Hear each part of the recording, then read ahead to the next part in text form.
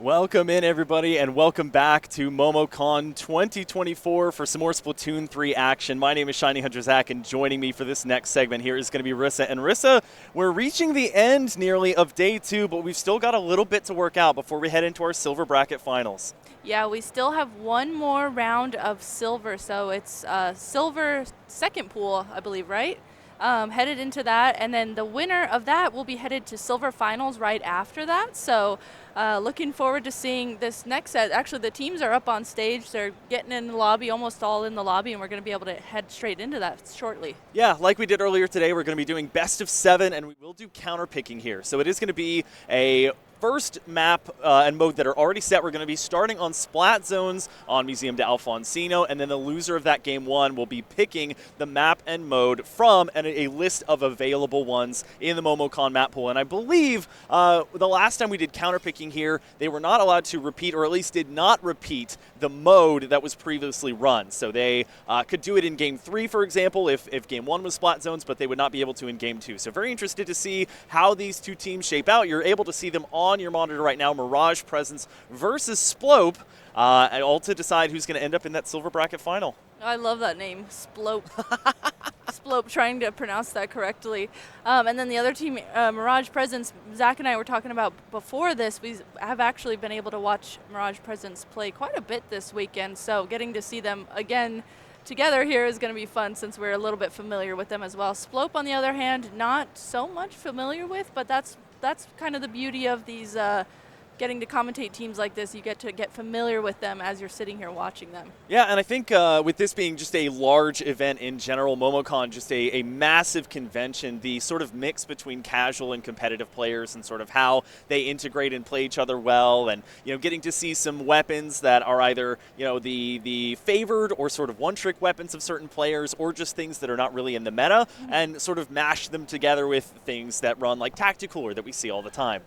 Yeah, I actually got to commentate the first pools of silver earlier today, and it was amazing because there was one team that was actually playing very much meta, splatter shot, E-leader, NZAP, and I think they were running a junior too, which has been coming into the meta. But regardless, the other team, on the other hand, was started out playing quad aerospray. Oh man! So it was awesome just seeing the way that they were trying to adapt to that. And then the quad aerospray team then went on to just play weapons that had the same special. They were just kind of messing around with it. So that's always fun to see the variation. Like maybe there's this team who's trying to be really competitive, but then there's this other team who's like, you know what?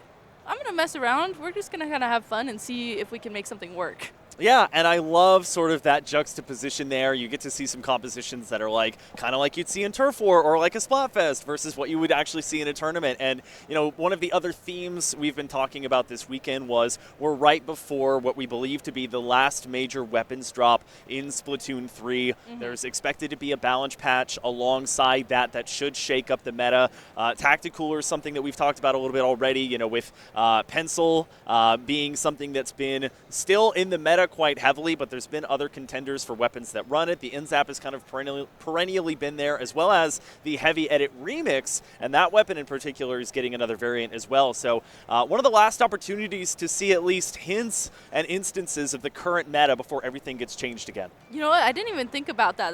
That's something I'm actually going to think about now moving forward throughout this evening and then tomorrow too, especially when we get into the top cut bracket. The meta is very shortly going to change, and you can see actually you could tell teams are trying to pre-adapt to that with I believe the bubbles getting a buff, if I'm correct. Oh yeah. And so people they are already anticipating that they're going to play Junior, the Blaster with the bubble, and I'm seeing teams here and online previously this week already playing those weapons because you can tell they're getting excited for that. So once that does drop, then we'll actually get to see that in action. Yeah, to your point, I can't remember off the top of my head, but I know at least one of the new weapons is also going to be getting Big Bubblers, so that will come up as well. And then lots of folks today and yesterday as well, have been playing the regular ranged blaster to prepare for what a lot of folks are considering to be one of the more powerful weapons in the next patch, which is going to be the long-awaited custom ranged blaster. So that, having Splat Bomb and the Kraken Royale in Splatoon 3 here, that is going to be such a demon Demon, obviously for tower control, but I think in other modes as well. That is definitely going to be utilized probably a lot in Clam Blitz. We'll see it too. And now, now that I think about it, I have been seeing a lot of range blasters played yesterday and today, and I'm sure we'll see a bunch more tomorrow as well. And it's fun watching it too because it really adapts to a lot of different stages based on the levels that it has, because you can see players utilizing the levels to jump up and get those indirect shots or direct shots. So yeah, it's cool seeing all these weapons that are going to probably maybe be in the meta once that drops. So yeah. Blasters, I think, just as a weapon class, are in a very good position right now. There's a lot of blaster weapons that are pretty well favored right now. You've got the Rapid Blaster series. The two blue variants have been doing very well. You've got the Pro and Pro Deco, of course, and then you have the S-Blast that one of our players, Pick Pickles, has been on quite frequently in this tournament with the Reef Slider as well. And then obviously the range blaster that we've already discussed. And even to your point about the big bubbler, the regular blaster is one that may end up seeing a large increase in play because it doesn't quite have the range, but it's still got that amazing one-shot potential. It's interesting too because initially I feel like when this game first started, people weren't necessarily playing blasters a lot.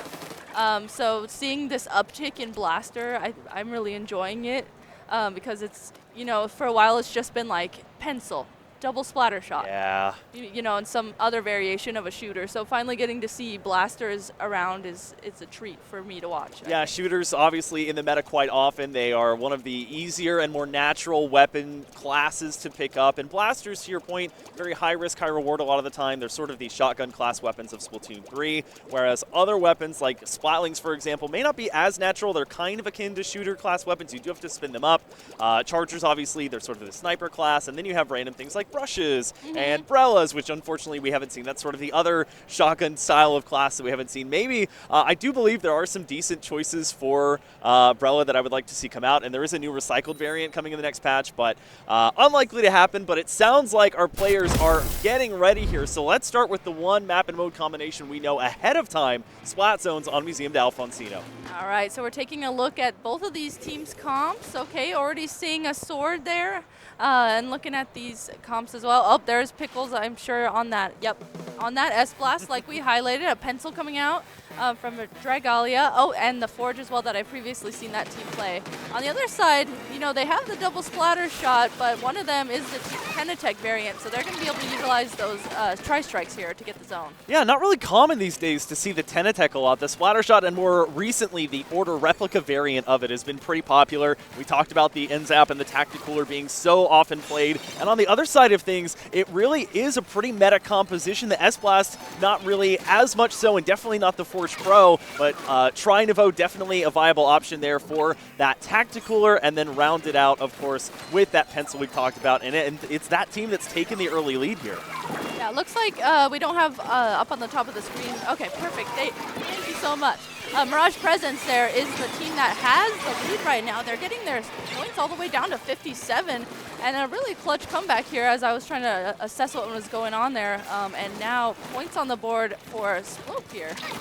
Yeah, one of the big questions I have is how does Sploap contend with the pencil here? And even with Pick Pickles, if they use the longer ranged version of their shot, they can outrange pretty much all of the shooter class weapons on that team. There's also going to be that Reef Slider that takes out Bulbasaur as well as a double there. So that's going to be a nice way to maintain the zone, take away some of that penalty. And on this map, especially with a blaster doing that peeking that you were talking about, it can be tough to re-entry.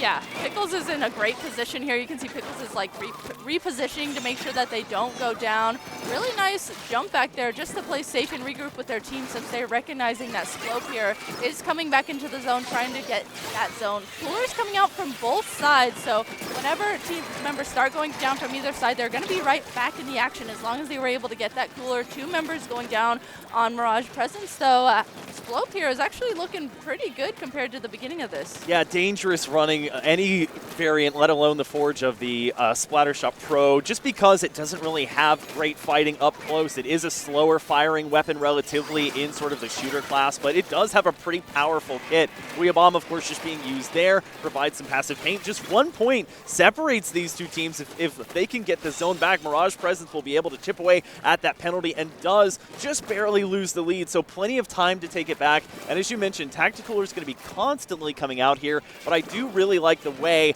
that they've allowed Dragalia to get that optimal positioning in mid mid so that, again, it's even tougher to come down from that platform. Yeah, you do not want to be trying to rush into that pencil there like we're seeing Dragalia here. They have the perfect point of view to be able to poke at you if you're trying to rush in.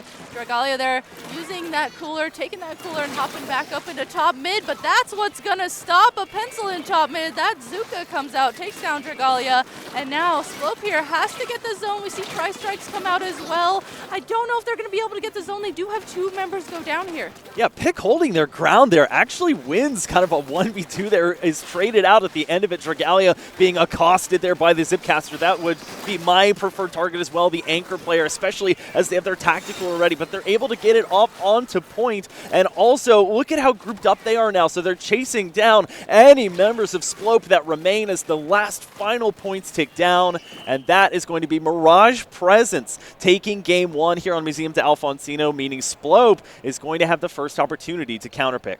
All right, so Sploap is going to be the team that has the first counter pick. And just thinking about what we just saw, you know, what is going to be that counter pick? Oh, perfect, and Zach coming up with that handy map list. You know, honestly, I'm not sure, and luckily this is a best of 7 set, so when there's a best of 7, there's time to really watch these teams and adapt to them, how they're going to play, what map and modes they might prefer with the weapons that they have. As viewers, we get to watch that and figure that out for ourselves. Yeah, I had a good conversation with Siren in one of the earlier sets today about, you know, if we are taking zones out of the equation for game 2, assuming that they're not able to repeat the mode, do they want to go for something that is less centrally focused map-wise than zones typically would be? And Rainmaker, you know, it starts in mid, so that's kind of a tough sell, but if you get it to that checkpoint, then it allows you to sort of sneakily pick stuff up. Obviously, TC, it's got that predetermined path. It has the checkpoints. It's more measured. It's more metered. You have more time to regroup there. And Clamblitz as well. Clamblitz sort of is perfecting the art of, like, jumping to your teammates and also, just like tower control, extending those pushes as long as possible. It's no wonder why pretty much all the players that we're seeing today are running stealth jump on their boots for that very reason. And thinking about it, too, you know, Rainmaker, as a viewer and as a player, too, you kind of are like, okay, this one, anything can happen just really fast. Obviously, anything can happen in any of the game modes, but Rainmaker in particular does feel a little bit, you can have fast consequences since that game mode is just so fast-paced. So sometimes you might want to go, if you're not feeling comfortable with a more stationary objective, it might be good to pick Clamblitz in this case. Maybe not as much of a gamble that you would have in Rainmaker, but we get to see here what they're going to pick, and I'm looking. Okay, yeah, we do have the stage just to our right, and it looks like has not yet maybe been decided. They haven't allocated the teams yet anyway in the lobby, so we still have a little bit of time. I do like your theory or hypothesis about Clamblitz to where that could be the next mode, and there are a couple of maps that are only available in the Momocon map pool for Clamblitz, that being Robo Ramen, which I haven't really seen a bunch of yet this tournament, and a Humpback Pump Track, sort of the same thing there. That's Rainmaker, and then for Clamblitz, Crab Leg Capital, Umami Ruins, those are a couple where you have Clamblitz at your disposal, and then Scorch Gorge, that the 2 that are available for that Rainmaker and Clamblitz, that's kind of the calling card of that map. You don't really see it that often for something like Zones and Tower Control especially, so we'll have to see what they decide to go for and whether it is going to be any of the things that we've discussed so far. Okay, sounds like I hear them at the ready. And I just thinking about, too, with the way that they were playing, that's always what makes me interested what a team is going to pick. Initially, before you get really familiar with them, just kind of basing what you saw, the way their play style, what weapons they play as well, that's what makes me kind of think, okay, are they going to base that off that? Maybe they're going to base it off what the other team is playing and try and counter it that way?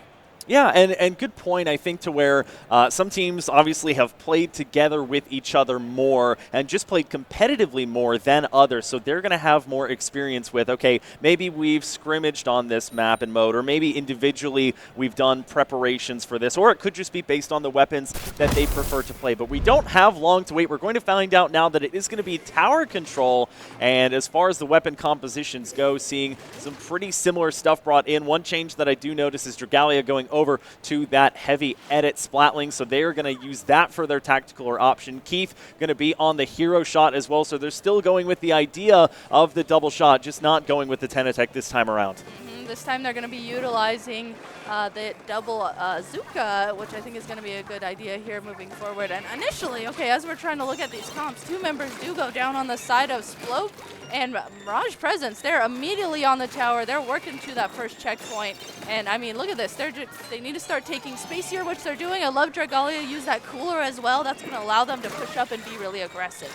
Yeah, continuing to lean on this double cooler composition as well. Nomad looking to get into a solid position here to jump over onto that Booyah Bomb. Pick also has the Reef Slider at the ready here. The tower going right by Pick as they were looking for Owen, but was ready to jump right out. Unfortunately, not going to find anything, but does put some pressure on. But the counter Zuka is coming out. That's going to be a couple, and Pick Pickles does find Owen there. It is going to be in the form of a trade. Finally, the Booyah Bomb comes out, and Nomad getting taken out by Bulbasaur. So some pretty good defense at the end of things. They do not get to that second checkpoint, and the first lead goes to 62. I really liked that flank that came out from Bulbasaur. They were able to wait. They had the patience to wait till their teammate used that Zuka, and then when you're getting Zuka, you know, you're not going to be looking behind you for a flank. So waiting for that Zuka to come out, then flanking, that was the perfect way to have a team play go. And now, speaking of team play here, Sploap is actually now the team that is going to go ahead and get to this first checkpoint. They're trying to do everything they can. Nomad here drops into mid, tries to flank the tower, but good team play coming out from Sploap. They're past that first checkpoint. Yeah, Nomad, I think, was too quick for their own good there, unfortunately. Had the right idea to place the suction bomb at the landing spot, but unfortunately detonated too early, and then at that point, they were pincered themselves. They turned their own fight into a 1v3, so Owen going to go down there to Nitro, of course, on that Trinova, which is the other tactical weapon. They just built it up, and there we see Bulbasaur yet again getting the splat. There's a second one on a Pick Pickles there, and still has a bit of that active, that Zipcaster. They're going to walk essentially into spawn before finally getting taken down, but that has easily allowed Sploap here to get the lead, and they're still cooking. Yeah, what a great lead for them to get. Oh my gosh.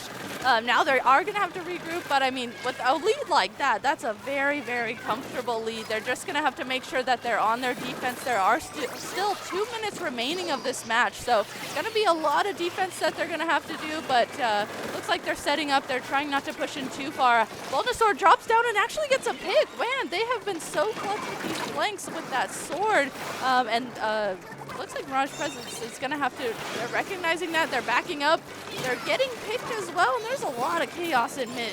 Yeah, Owen helping to combat, again, this double tactical composition, even gets away there in the hectic nature of things from that Reef Slider, gets a pick as well before Pick Pickles takes them down. Finally, Bulbasaur's reign of terror has come to an end, and I do like what Sploap is doing to try and get rid of this double tactical strategy here, which is make sure you can try to take them down before they're able to build up one and start to cycle them back and forth between each other. Yeah, that can be so deadly if they are cycling those coolers, because one cooler is crazy enough. You're just going to be constantly back in the action. But with 2 of them, look at this. They used one. Now Dragalia uses another one. And that is just allowing this mid here to be so blue. They are just taking over. They know that they need to get a push going. I like, too, that they're being a little bit patient here, trying to make sure they set up something to get a push going.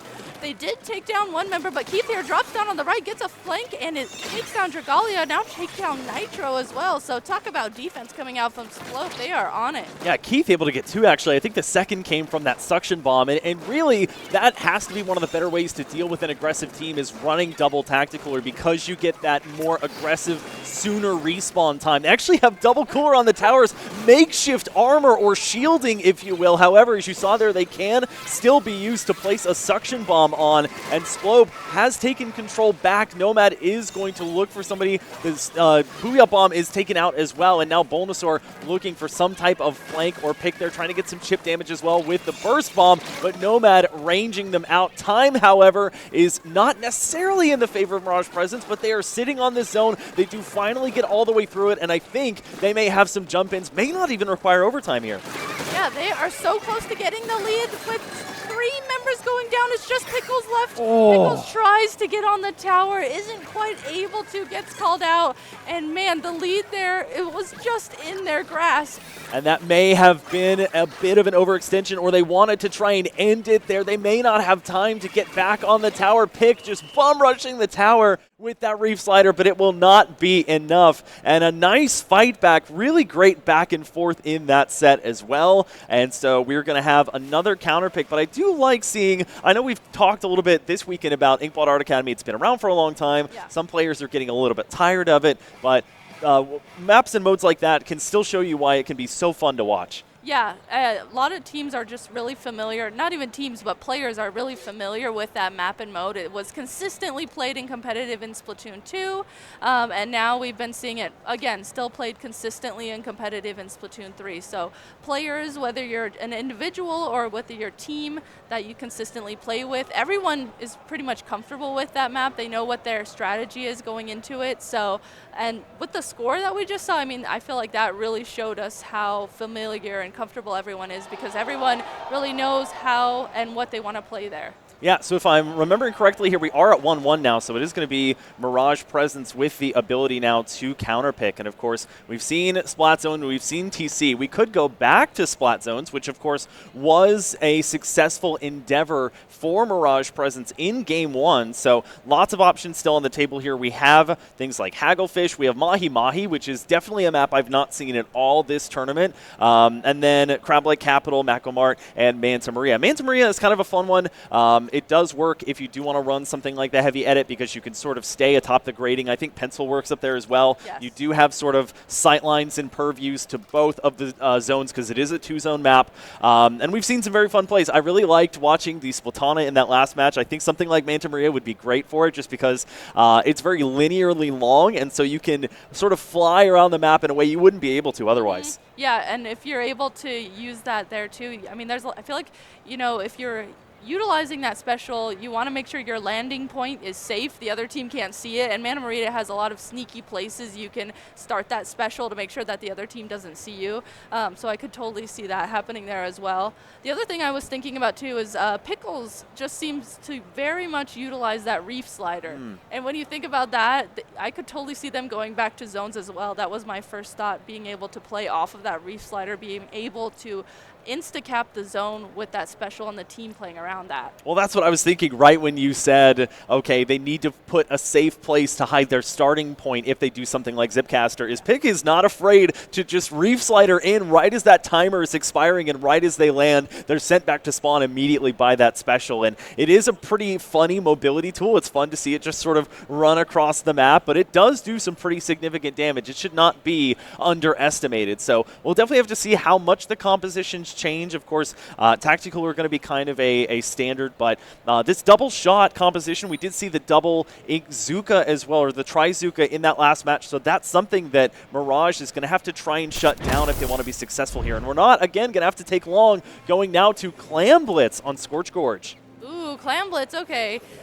We were talking about that and going into that, going into this set, so I'm glad we get to see Clam Blitz here. And I think looking at these comps too, Dragalia staying on that remix, Pickles staying with that S-Blast on the other side. Actually, a big change up there, going over to the 96 on Sploap. So I have a feeling we're going to see some Clam shenanigans with that Kraken. Yeah, a quad shooter composition here, and it is going to, again, as you mentioned, give them an opportunity to have someone safe to jump to. And on the other side of things, they are going to be swapping over to the mini Splatling here. So the Ultra Stamp, not something that gets a whole bunch of play, but we've actually seen a fair bit of in this tournament, and it's going to come out to great effect here now. Heath and Bulnosaur are going to come down, no place to hide from this Kraken. Owen just a hair's breadth away from being the third on the menu there, but barely able to stay alive and preserve that Tri-Zuka. Okay, man, Zach, you are on it. As soon as you mention a special that is utilized Oh, and they're popping that Zuka. Not able to get a pick, but at least created some space for their team to make sure that they're holding their side. Both teams are really doing the same strategy right now, just trying to hold their side of the map, try and poke at the other team, see if they can get a pick. Maybe with this cooler coming out from Sploap, that'll be what they need to get a push going and act aggressively. Unfortunately for them, their 96 does go down. Nitro gets a nice pick with that hammer, and with that 96 going down, they're not going to be able to utilize the Kraken special that weapon has. Yeah, we saw both essentially power claims getting thrown in the same spot, so both teams were kind of saying, okay, one of them's going to despawn first, who is going to be risky enough to pick them up, and neither team really was. Now, also, one of the main sort of deficits or weaknesses of that Trizuka is the inability to paint under your feet, and also, if you don't have ink around you, you can't move out of the way like Owen was able to. Their pick, hoping that they did not have that ground, but not going to come away from that unscathed. Owen now looking for another pick there onto Nitro, and they get help from their teammate in Keith, so we may finally see the first actual break of the barricade. They have enough to make a power clam. They've also expended the Kraken Royale, but they lose a player. Pick going down as well in the form of a trade, but it's going to be 2 down and a lot of potential progress lost there, despite still holding on to a power clam. Yeah, Sploap here now being the team that is starting to get the advantage. They did a really good job at trying to take hold of their side of the map. Unfortunately, though, they do have one member go down, another member go down, and now the momentum has actually seemed to swap here. Dragalia going over this left grade. I really like that route for the remix there. It looks like they were able to get a pick with that, and with 2 members going down on the side of Sploap, just need to score in this clam. They're so close. Yes, able to score in the clam, get another one at that. Nomad, the last one alive, is just dodging and weaving here, just trying to stay alive, is called out. But, I mean, a really good starting push there, getting 2 power clams in. Another one of those dangerous plays, kind of high risk, high reward. They throw the power clam, the first one, right under the basket. And, of course, the enemy team can't pick it up or anything, but it's basically a signaling beacon to where they're going to be. You have to be able to get under the basket in that case to be able to deposit it after the other power clam breaks the barricade. But now it looks like Sploap trying to perform there. Pickles is able to get one there. It looked like with their special, but it's going to be a counter special coming out from Keith to take them out as well. And now finding more power clams, maybe doing a similar strategy here. They need one more, but it's going to be a couple going down from K, looking for the triple, but Pick, despite being backed into a corner, not going to fall. However, they are going to relent the lead over to Sploap there. So again, employing a similar strategy pays off, and now just under a minute and a half left for Mirage Presence to make their presence known. Yeah, Sploap there had a great job utilizing their specials and playing that carefully, but also fastly. Once they got that cooler, they just took off like a rocket. They were able to push forward and get those picks that they needed to open up the basket. The lead, though, not too big here, so Mirage Presence definitely has time to try and make something happen. They do have 15 clams. They have that 1 power clam at the ready. They're just going to have to play this very carefully. They do have a lot of specials on board, too, so looks like right now they're trying to get ready to get a push in. Both teams could very well be featured on an episode of Hoarders at this point. 15-12, the clam count, and now finally starting to use what's been built up. Nitro with a great splat there with the assist from their teammates. Jumping now, we saw the power clam jumping in. Nomad's going to deposit it, and that's going to be good enough for the lead with just above 30 seconds to go. You can see Sploap kind of filtering into this overlook here. Bulbasaur trying to chase down Nomad, and I think this means the barricade will come back up, but that is a big response in a situation where both teams looked like at any point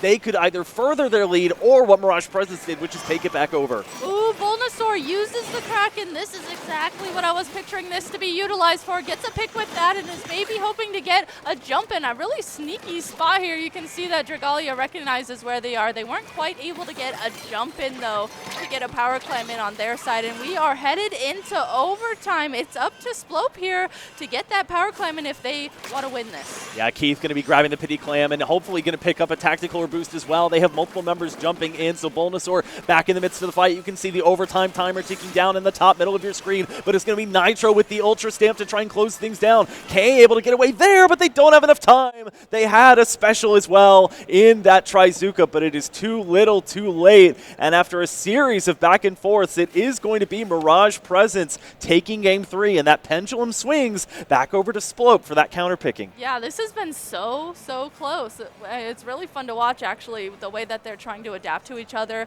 as we go through these counter picks, and man, it's just been so close. Yeah, it's been so fun to watch. watch. I've loved the little adaptations that each team has made. I think the quad shooter composition was really interesting. I would have loved to even see, and it may have just been the spectator perspective here, but even more of that Kraken, just more opportunity for them to either jump into it or clear a path. Pickles was often able to do that with the Reef Slider, even just in, not in the area of effect or the path that they needed to travel, even just in the corner pockets of the map. They were able to get a couple of important picks there and help turn the tide in favor of their team. So very interested to see what we go to now. Rainmaker could certainly be an option. Of course, we could return to one of our other two modes besides Clan Blitz in zones or tower control. But as far as, sort of how that match played out, I honestly would love to see Clan Blitz come back in this series because that one was so close right up to the end. Yeah, that was, as soon as you mentioned that was my thought exactly. Considering how close that was, it really comes down to, I think,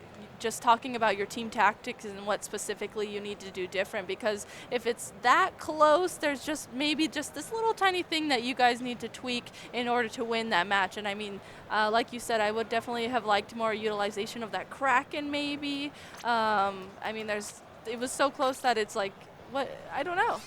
Well, when you talk about team tactics, too, we already mentioned the quad shooter that was brought in by Sploap in that last game. On the other side of things, you have folks like Dragalia who are able to sort of control the high ground there, whether they're on the pencil or the heavy edit splatling there. So lots of opportunities for them to sort of have oversight over the entire map. That's great for callouts, too, especially in a LAN setting. You can alert your team to what's happening, but also it's a great way to have as much room as possible to build up your tactical, or in that case. And that's supported by the sort of on-the-ground front lines offensive that players like Pickles are there to perform. And so those two players especially, I think, are going to be very important to shut down.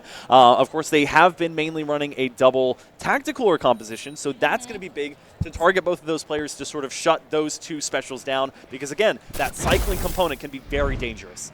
All right, so we're headed into Game 4. It looks like we're headed to, is that Rainmaker? Is that Rainmaker I see? Rainmaker on Undertow Spillway. Yes, it is Rainmaker. So we're finally going to get to see some action.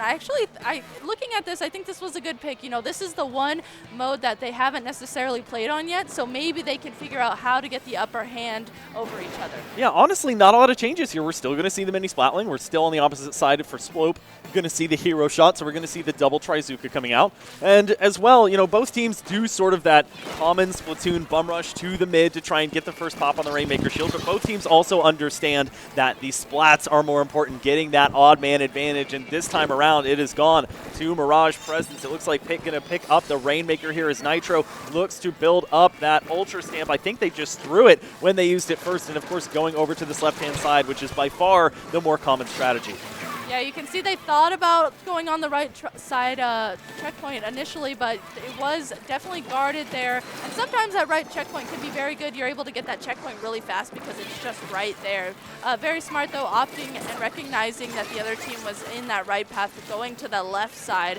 Rainmaker does go down, 78 points on the board for Mirage Presence, and now Sploap is in control of the Rainmaker. We'll see if they can make anything happen. Yeah, kind of in a neutral state here, both for the fact that we're in mid, literally, and the fact that multiple specials needed to come online. The advantage in that department currently resting with Mirage Presence here, as they have both the Reef Slider that just came out and didn't really get too terribly much, but also the Ultra Stamp, which was also just used. Keith in a dangerous position, not really having a lot of places to go. They did lose a couple of team members, so they kind of just fell off to the side of mid and didn't really go anywhere, but that's a great opening here for Mirage, who once again is going to have the opportunity to push to the left side. They have the backup of that Trizuka, and they also have a path up the ramp, but it's just not going to be enough. The checkpoint going to evade them for the time being. Ooh, so close. Pickles actually uses this Reef Slider, not able to get a pick with it initially, but does follow it up and get a pick with that main weapon. So I thought that Reef Slider would pop that Rainmaker shield,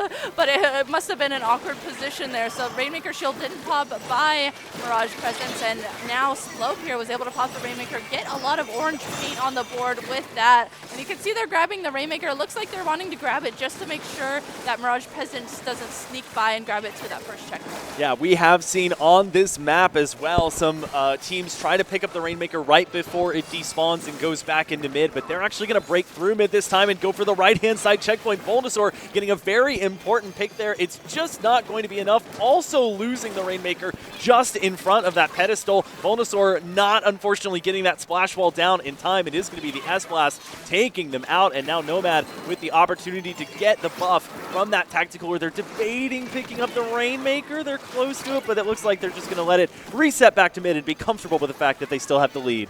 Yeah, I think that was a good play. Even though necessarily it wasn't that far away from mid, I just think that letting the Rainmaker reset is going to buy them more time to get the space that they want, be able to set up better. That way they can make sure that they can get a stronger push going. They have not gotten through that first checkpoint yet, and that's going to be really detrimental. It could potentially, I mean, be considering how close these scores are, that first checkpoint could be the make or break point of this. Well, and what started this push was effectively a delayed wipe. They got 3, and then the last member was jumping in, and they were easily spotted out because they were able to get close enough to them. Now Nomad able to pick up the Rainmaker with Nitro going forward on that Ultra Stamp. They are this time going to break through the checkpoint here, so great job there to secure that spot. They also get Keith as well, so that's another defender down. Dragalia also able to get the Tacticaler out, and they might be the ones carrying the Rainmaker here. Are they going to take the Horseshoe? Yes, they will be going around. Pickles trying to forge a path here with that sort of long, straight shot, but they're not going to end up taking that path. The Rainmaker carrier will fall, but for now, another extension of the lead by Mirage up to 41. Nomad, looks like Nomad was still up there trying to just be an aggressive presence. Pickles recognized that as well, pushing up with Nomad to make sure that they're holding this right side of the map that we see from our perspective. And I mean, man, even though Pickles jumped back, the map has still been very much blue. Mirage presence definitely having a lot of presence on the map right now as Sploap is trying to get through all this blue paint to get a push going of their own. Yeah, they're using everything in the kitchen sink here in terms of specials. Was going to get a second one there on top of the first one, but they jumped out just in time. And now Kay going to be going forward here with the Rainmaker, waiting patiently for their team to clear a path. It looks like they're going to be favoring that more often used left-hand side with just about 15 seconds left to go, but there's going to be an Ultra Stamp on their tail. Nomad going to be just behind the platform as well, and we hear the noise of the Reef Slider going out, caught between a Reef Slider and a Trizuka. That's a full wipe forced against Sploap, and it's looking like this one is all but over. Nomad celebrating with some air shots to celebrate the fact that they are going to take a 3-1 lead in this series. Man, so if Mirage Presence wins the next game, since this is a best of 7, they will be winning the entire set. So still one more game for Sploap to be able to stay in this. Luckily for them, there's still a couple games. If they win this next one, they can try and hash out what they need to do differently. Yeah, regardless of the result of Game 5, this will be Sploap's last chance to counterpick. So they really do need to make it count here to find something that is going to work for them. Not to say that that one was not close at times. It really, for a long stretch in the middle of the match, was just a 1-point difference. Both teams getting just to the base of, but not fully up that pedestal in order to cap. But it really is after you're able to get that checkpoint down and after you're able to try and push up to that slight inkable ramp, which is around the sort of 20 to 30 range, which they didn't even get to in that match. I think they only got to 41 there, but getting along that path allows you a much better shot, and it can be really tough to get through on Rainmaker there because of just how cornered in and how small the hallways are, especially when things like Trizuka are among the meta right now. Yeah, absolutely, and it's so close to the other team's spawn that if you're trying to run through that alleyway, it's uninkable. You can't ink through it. You have to walk through it. The other team can just easily call you out and put a stop to that. So good on them for being able to not only get through that first checkpoint, but even get some more points on the board. It was a very, very close match. Yeah, and we have to think about, okay, if they want to continue running this quad shooter composition, what would make sense for them to go to? Probably not tower control. They know there's going to be at least one blaster on the enemy team here, although Kraken Royale, of course, could be good for that mode. That does leave Splat Zones and Clam Blitz. And Splat Zones, you know, they did lose Game 1 on that mode, but it's definitely a lot of options. A lot of folks consider it to be sort of one of the more fair game modes because everything is kind of just in mid, it's all settled, the objective is not moving, you don't have to worry about the topography of the map and how it kind of either forces you into tight corners or tight hallways like we saw there on Undertow, or you could go for the more aggressive route, which is kind of the nature of most shooters, and that would lend itself more back to Clamblitz. Yeah, and thinking about too, okay, if you're going to be playing against a team that keeps utilizing long range and that reef slider, you might want to switch over to Clamblitz. I don't know, because that long range and the reef slider on splat zones can be so hard to get past. And especially too, if you even cap the zone for yourself, you guys feel like you're setting up around the zone, playing defensively, that reef slider can just come in and say, you know what, hi, I can just insta-cap this, sorry, excuse me. I mean, and we mentioned too that looked like one of the closest matches between the two teams. Even though Mirage came away with Game 3, it was basically, I think, 30-27, very close back and forth. So Clamblitz, lots of opportunities for lead changes. We saw both teams successfully able to pull off not only getting the power clam to break the barricade, but also having another power clam built up in order to get that free amount of points. So lots of opportunities for the teams to succeed here. We'll have to see if they have another strategy in their back pocket, one final trick before they go into this important game number 5. Yeah, and let's see. I wanted to take a look here too at what Clamblitz maps left there are. So we have Inkblot, Art Academy, Mako Mart, Umami Ruins, or Crab Lake Capital. Ooh, I don't know. If you're a quad shooter, which of those would you want to be playing?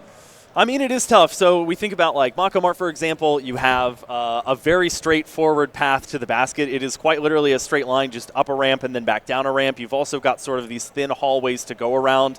So it does match the shooting style and pattern of the shooter class. So that's an option, of course. Maybe you pick, I don't know if you pick a more open map, especially with Dragalia, who's been favoring for the most part that heavy edit and can have sort of, again, that high ground coverage. Mako Mart, they're pretty well spotted out. They're either going to be on one of those boxes or they're going to be on the sniper high ground that is, pretty lengthy. They have a lot of room to maneuver around, but only in that sort of cornered off area. Like it's only sort of far back behind where the zone would be on the zones version of this map. So that could still work well. I think getting Dragalia in check is going to be a big, check for them. It's going to be something that they'll need to check off their list in order to find success here, as well as to try and shut down the rest of the team, folks like Nitro, and making sure that they're not able to blaze a path for whoever it is they allocate to be their power clam thrower. Yes, yeah, you put that beautifully. And too, I mean, Dragalia, we've seen them switch over to multiple weapons. I should say multiple weapons, the pencil or the remix. And I really like that they're able to switch that off based off of what the map is. Because there's definitely some maps that are preferred over to pencil compared to remix or heavy edit, excuse me. So being able to maybe instead play pencil versus remix, and it's like if you're counterpicking that, how do you counterpick someone who can, swap around to match that? You just kind of have to start thinking about, okay, what map do we feel more comfortable on? And I heard the timer, so we're going to see here shortly which map and mode is that counterpick too. Well, let's take a look here. The all-important Game 5 Mirage presence could punch their ticket into Silver Finals with a victory here. Sploap trying to prevent that from happening and taking it over to a Game 6. And we don't have it up on stream yet, I don't think, but I do believe we are on Mako Mart. So lots of talk about that. It is not going to be Clamblitz, however. We will be returning back to zones, and this is definitely a commonly seen zones map with its iconic plus-shaped zone. Sploap here actually switching over to a SPLATOON. That's a new one, and that machine as well is also a new pick for that team. I definitely like those weapons here. Those are going to be able to help them over the ledges. I think they'll be able to give them a little bit more range to poke at the other team, since we have seen them mostly just play shooters moving forward. And the zone here initially being taken over by Mirage presence, so Sploap is having to regroup, jump back to spawn, and try and figure out what they need to do to get back in. It's a good call, right? I mean, I think uncommonly so, Mirage presence is running a lot of at least mid-ranged weapons. So to counter that, you can't exactly have a lot of short-range shooters if your aggressive nature is not working there. So you go to a couple of weapons that have the range, or you just have the Trizuka if you're Keith and you just snipe Dragalia from afar. Yeah, when you think of what counters a more anchor type player, you're trying to think of all these different weapons, and then all of a sudden it just comes down to Inkzuka at this point, with the way the meta is, and we saw that perfectly from Keith as we've been seeing from them throughout this set.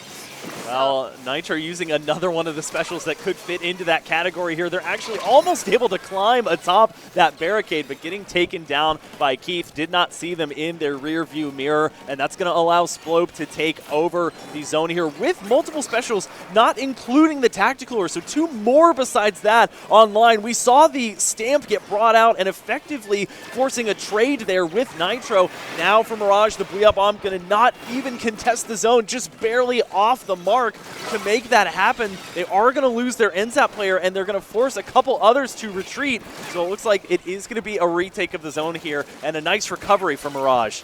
All right, Sploap here.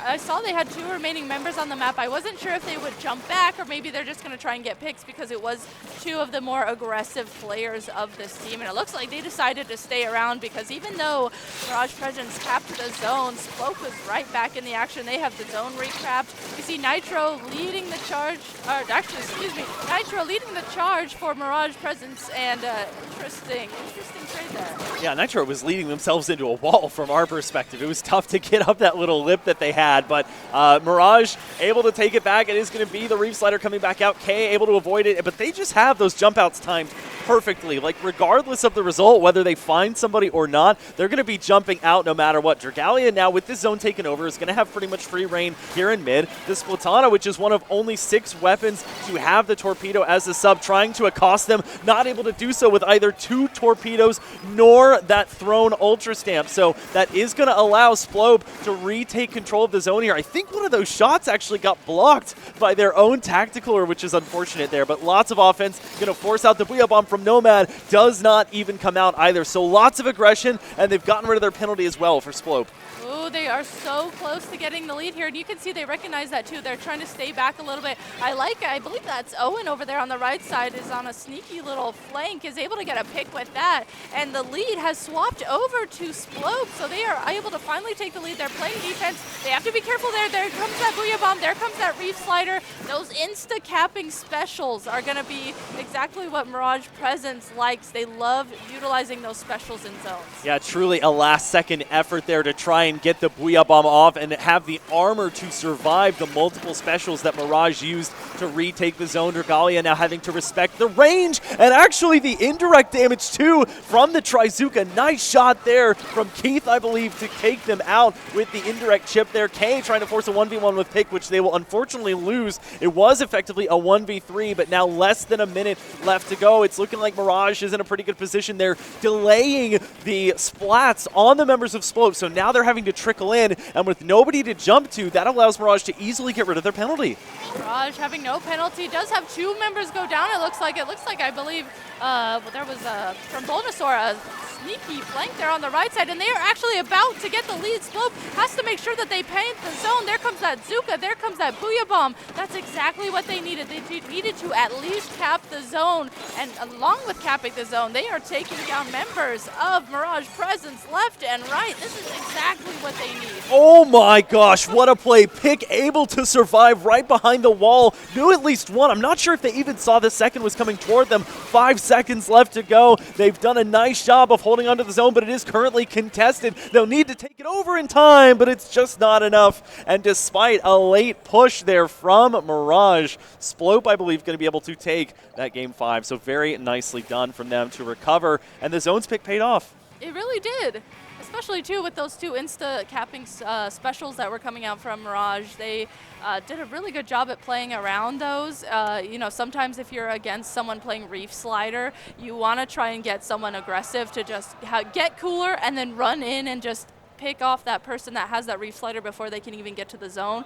But it seems like they didn't even really have to do that. They just ended up, you know, it seemed like they maybe slowed down a little bit, played around each other better, and were able to, at the end there, their defense was really, really good. They just made sure that they had eyes on everyone from the other team. Yeah, but you're right. I think the theme of that game was that it took at least 2 specials in order to cap the zone at any one time. It really was sort of, it needed a concerted effort, whether it was the Stamp and a Booyah Bomb, or a Booyah Bomb and a Reef Slider, or a Trizuka, and there was just multiple combinations that were required in order to fully paint this kind of funkily shaped zone here that we had on Momocon. So now we're going to be returning to another mode here. This time, Mirage going to be the team able to pick the map mode combination. And very interested to see what they go for. We have not seen tower control in a bit. I think that could lend itself to the playstyle of Mirage. And of the available tower control maps that we have things like, we've seen Undertow Spillway for Rainmaker, so I'm not sure that it would come up here.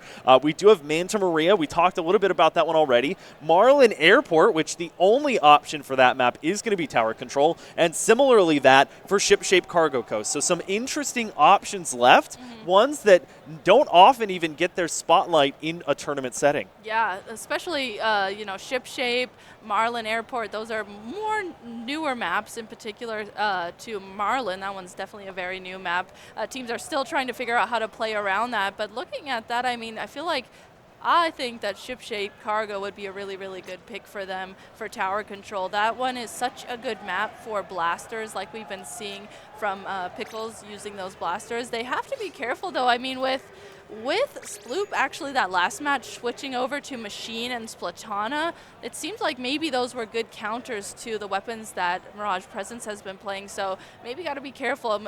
Something like a Machine is also going to be really, really good on tower control as well. Yeah, and we can think about as to why, right? You know, we talked a little bit during the match about how you go from sort of a shorter range comp to a balance between short and mid-range. You have the sort of spotting out capability of the torpedo as well as the potential damaging capability. They didn't actually win the engagement, but we did see one engagement there where they threw a torpedo, popped their Ultra Stamp, threw the Ultra Stamp, and then threw another torpedo right after that, because using your special refills your ink tank back to full. So really using all of their available options aside from their main weapon, essentially. They have the range on that, but really just throwing everything in the kitchen sink at their target to try and make it work. And then, of course, for the sloshing machine, the ability to have that two-shot potential, the indirect damage being pretty good at being about 3/8, I guess, like 37 damage or so. And then just the ability, I think, on that Booyah Bomb to really put some pressure on, in that case, the zone. If we did go to TC, it would be when the tower especially reaches those checkpoints.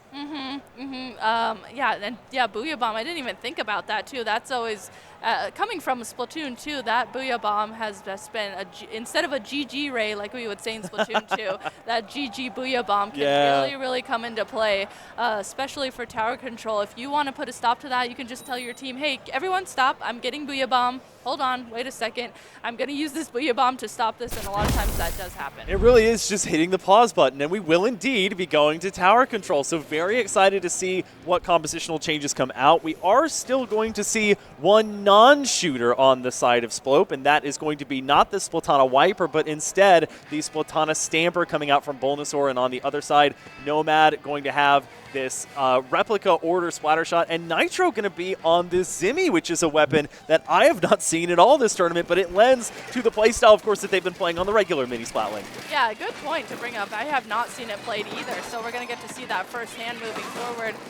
Cooler coming out from the side of Mirage Presence as they are the team to initially take that tower. There comes that bubble coming out from that mini Splatling. Really, really good bubble there. That is, unfortunately, does get taken out, but I think that definitely lended them assistance to get through that first checkpoint. Yeah, and it has, I think, the Toxic Mist as well if they want to use that, but Nomad going to be the hero here, at least to take out Owen, not able to take out a very close range and unafraid K. So nice job there to stop the push at 56, does not allow Mirage to get to that second checkpoint and gives them an opportunity of reprieve, or at least time to get back into mid. They have the tactical buff now as well, and lots of ground gain there. I like that they've used a couple of the specials here. They're sending their Zipcaster user forward. You can see Bulbasaur all the way in the far reaches of our camera view there, and Nomad also going to fall. So some great opportunities here even before they started to push the tower. Yeah, good point to bring up that they were able to take space really fast. I feel like from what I've seen on this, okay, Pickles coming in with that Reef Slider, getting a pick to help their team. On the other hand, I was going to say that Sploap, was able to come in really fast, but speaking of that, Mirage Presence has come right back into mid here, led by that Reef Slider, and able to take back mid very fast on their own. I feel like a lot of times this map and mode can get really, really stally. It's really difficult to get into the other team's plat, so I feel like we're starting to see a little bit of that as this goes back and forth. Well, we're also seeing a duel at high noon there, as we saw multiple Trizukas facing each other there. Nomad emerging victorious on that one, then that allows in part the push to continue. They will fall, however, to the Suction Bomb of Owen, and Suction Bomb's one of the toughest things, or maybe even unavoidable things, depending to fight when when you're playing on tower control, Owen is going to allow themselves to build up another Trizooka. That's going to mean Pick is going to go down, maybe looking for Dragalia there, and they do find enough indirect damage to take them out. So another huge usage of what's been one of the most often used offensive specials in the entire game. Yeah, Owen has been doing a great job with that Zuka and being able to get picks with that. It's allowing their team to create some space, and as Owen getting another pick here in front of our eyes, and that Zuka at the ready once again. Cooler coming out on the tower, so we see Kay here riding the tower, getting some jump-ins as Owen uses that Zuka, and I love this. They're juggling the tower, they're making sure they're a little bit safe, able to get the lead, and looks like they got the lead. They're just going to try and stay safe as best as they can, but man, it was very important for them that they at least got the lead. Yeah, I'm figuring out more and more that whether it's the splatter shot, the order replica, you're less so playing the main weapon and more so playing the kit a lot of the times, or at least Owen is. They've had such success with the suction bomb and with the Trizooka that they've hardly needed their main weapon for anything else besides just painting the ground, and that helped to establish a lead here for Sploap in the final minute and 45 seconds. Kay going to get a nice splat there, and they're going to pop their Tacticooler on the end zap here while trying to find some chip damage. That's been another theme here too for Sploap. They're not leaving Volnosaur alone at all times when they're using that Zipcaster. They're giving them the coverage and the sort of additional fire that they need. And speaking of Volnosaur, able to jump back in, keep this push going, and maybe now get to the second checkpoint. Yeah, that's a really good point to bring up. It's really good to recognize, hey, okay, we're going to use our Zipcaster. Let's make sure the rest of the team is playing off of that, and we've just been seeing them consistently do it like you said. As soon as that Zipcaster comes out, you can see Sploap recognize that. They rush forward. They're trying to play off of that, and that distraction that Zipcaster has is definitely something that you want to play off of, and we've been seeing. Nitro with the close-up and personal engagement. That's going to allow them to build up the big bubbler by winning it. But unfortunately, a long-range shot from Volnosaur there. Definitely somebody using their main weapon. They will fall, however. That's going to allow Pick to get this Reef Slider online. Owen will fall. That's a big threat out of the way. That means no Trizooka coming out from them at least. Keith forced all the way back, just out of the range of Pick. But that also means that this is going to be the best push so far for Mirage. And not only that, they get the 1-point lead with just over 30 seconds left to go. They do lose 3 members, including that big bubbler, which could have come out to keep the push going. But right now, I think the lead they're happy to get. Yeah, absolutely. And with only 20 seconds left, this seems like how they thrive. They seem to thrive at getting the lead more towards the end when they need to rush it. They thrive under that pressure of getting the lead. Volnosaur here uses that Zipcaster, able to get a really sneaky pick with that. Able to get another pick as they hop onto the tower. And with 2 members essentially down, 3 members, okay, that's almost a full wipe as Nitro's coming back into the zone with members jumping into the tower from Sploap. They are so close to getting the lead and able to get the lead right there in overtime as that started. Sploap still on the board. Yeah, what a fantastic call. And Sploap able to force a Game 7 here in this best-of-7 series. What a fantastic run. You think in the final 30 to 35 seconds, a push past 50 that gets the lead is going to be enough. But as you put it, cycling through, making sure that they allowed the jump-ins, allowing the Trizooka to have enough room to keep the offensive part of that push alive. Doing such a great job of grouping up and making sure that one member of Mirage couldn't sneak on top of the tower and end the push. There was a suction bomb there, which, as we've seen so far in this tournament, has been pretty deadly, but they were able to avoid it, and they were also able to retake that lead in overtime. So now, for the last game of the set to determine who goes into Silver Finals, it'll be Mirage Presence's counterpick yet again, and the first time in the series that Sploap has won 2 straight. Ooh, that means, I mean, is it Sploap? Are they starting to figure out what they need to do against Mirage Presence in particular? It seems like once they utilize that Zipcaster, they are just explosive. They're playing so well around that, and especially we saw that there too at the end. As soon as that Zipcaster came out, boom, they played off of that really fast. That Zipcaster was a perfect distraction, and if they can do that again going into this Game 7, I feel like no matter what the map and mode is going to be, they're going to be sitting very good there. Yeah, and that's the question, where do you go here? And less so I'm concerned with map and mode, because we've seen it's very back and forth. I think either team has a decent shot no matter where we go and for what. It's more going to come down to the answers, and Sploap was able, after they went down 3-1, to find answers to the composition that Mirage Presence brung. now that they have 2 wins under their belt consecutively, now that onus falls over to Mirage Presence to see if they need to change their composition up significantly in order to find an answer to, as you mentioned, the Zipcaster from Bulbasaur that allowed them a lot of room. It gave them space. It pushed back the members of Mirage Presence and even hyper-focused at least 2 or 3 of them on that special, allowing the rest of the team to do things like claim map control back in mid and use their special. So what do you do to counter that? Do you make sure that you have somebody ready sort of in the backline with your anchor player at all times to watch for the impending Zipcaster, or do you try and meet aggression with aggression and just use that opportunity to say, okay, one of our folks might go down, but we're going to send our other 3 members forward aggressively, find picks that way, and then even see where the Zipcaster is going to be landing in order to get the splat on them so that we can start the next push. Yeah, you had my same exact thought process going on there. Is sometimes that Zipcaster, you either have to go into it thinking, okay, guys, we all need to make sure we just group up on this and tackle it together.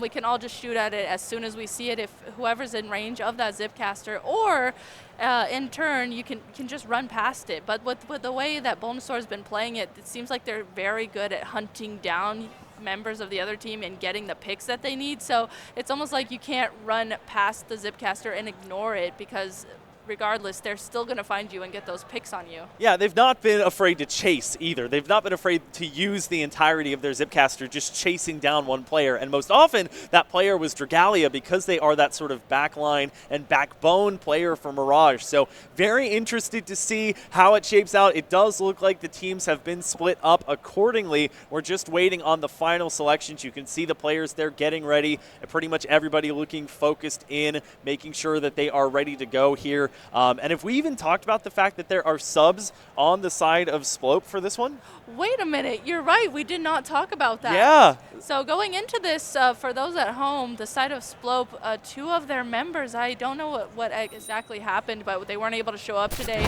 So 2 of their members are actually subs. That's amazing. They're going all the way to this game 7, adapting to each other on the spot here, learning how to play around each other. That's definitely something to highlight. Well, let's find out who's going to win this 7th and final game here in the silver bracket between Sploap and Mirage Presence. Let's see what's changed here from the compositions. And so far, the main thing that I'm seeing is the return of that regular mini Splatling from Nitro. So not really needing the big bubbler here for zones. We've returned, of course, to a very popular, maybe the most popular map and mode combination in all of Splatoon 3, Splat Zones on Hagglefish Market. All right, and I was interested too, this would be one where I feel like you would typically see a pencil come out. I would have thought Dragalia would have went that, but then again, it seems like if there's a Zipcaster constantly at you, you might not have the mobility that you might have with this edit, so maybe wanting to use the edit instead for that.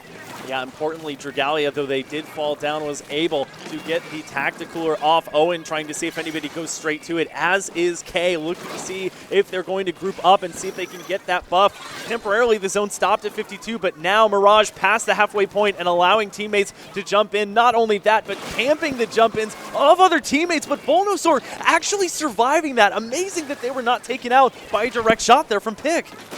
Both teams here are painting over the zone, trying to get the upper hand of capping the zone. And as Pickles actually pushed up there, started to take down members of the other team, there was that Zuka coming out to lend assist to Sploap. But the zone is blue once again.